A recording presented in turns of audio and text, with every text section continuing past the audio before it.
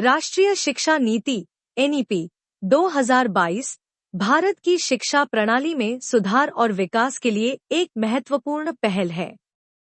यहाँ इस नीति के प्रमुख पहलुओं का विस्तृत वर्णन किया गया है। 1. संरचना में बदलाव।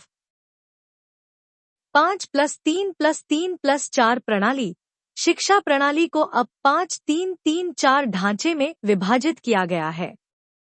इसमें प्रारंभिक शिक्षा 3 से 8 वर्ष, कक्षा 1 से 2।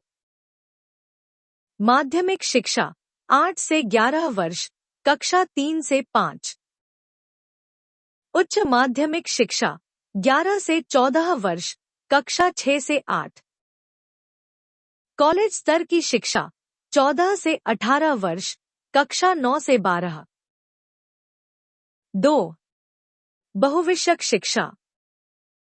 छात्रों को विभिन्न विषयों का चयन करने की स्वतंत्रता दी जाएगी। तकनीकी और व्यावसायिक शिक्षा को भी महत्व दिया जाएगा। 3. प्रवेश और परीक्षा प्रणाली। राष्ट्रीय स्तर पर परीक्षा एक केंद्रीय परीक्षा प्रणाली लागू की जाएगी जिससे छात्रों की योग्यता का बेहतर आकलन किया जा सके। 4. टेक्नोलॉजी का उपयोग। शिक्षा में डिजिटल माध्यमों का समावेश किया जाएगा। ई-लर्निंग प्लेटफॉर्म और ऑनलाइन कक्षाएं बढ़ाई जाएंगी। 5. शिक्षा का स्थानीयकरण। स्थानीय भाषाओं और सांस्कृतिक तत्वों को शिक्षा में शामिल किया जाएगा ताकि छात्र अपनी संस्कृति से जुड़े रहें। 6. शिक्षकों की गुणवत्ता। शिक्षकों की गुणवत्ता में सुधार के लिए प्रशिक्षण कार्यक्रम और विकास गतिविधियां आयोजित की जाएंगी। शिक्षकों की भर्ती प्रक्रिया को पारदर्शी बनाया जाएगा। 7. शिक्षा का वित्तीय प्रबंधन।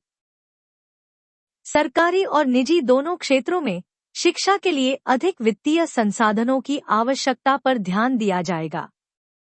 निजी और सार्वजनिक भागीदारी को बढ़ावा दिया जाएगा। 8. समावेशिता। विशेष आवश्यकताओं वाले बच्चों के लिए विशेष सुविधाएं और संसाधन उपलब्ध कराए जाएंगे ताकि वे समान शिक्षा प्राप्त कर सकें। 9. उच्च शिक्षा में सुधार। उच्च शिक्षा संस्थानों में स्वायत्तता बढ़ाई जाएगी। नए विश्वविद्यालयों और कॉलेजों की स्थापना को बढ़ावा दिया जाएगा। 10. शोध और नवाचार। शोध और नवाचार को बढ़ावा देने के लिए फंडिंग और संसाधनों की उपलब्धता सुनिश्चित की जाएगी। निष्कर्ष। एनईपी 2022 का उद्देश्य एक समग्र, समावेशी और गुणवत्तापूर्ण शिक्षा प्रणाली बनाना है। यह नीति न केवल छात्रों की क्षमताओं को विकसित करने पर ध्यान केंद्रित करती है, बल्कि भविष्य की आवश्यकताओं को ध्यान में रखते हुए उन्हें तैयार भी करती है। यदि आपको इस नीति के किसी विशेष पहलू पर और जानकारी चाहिए, तो बताएं।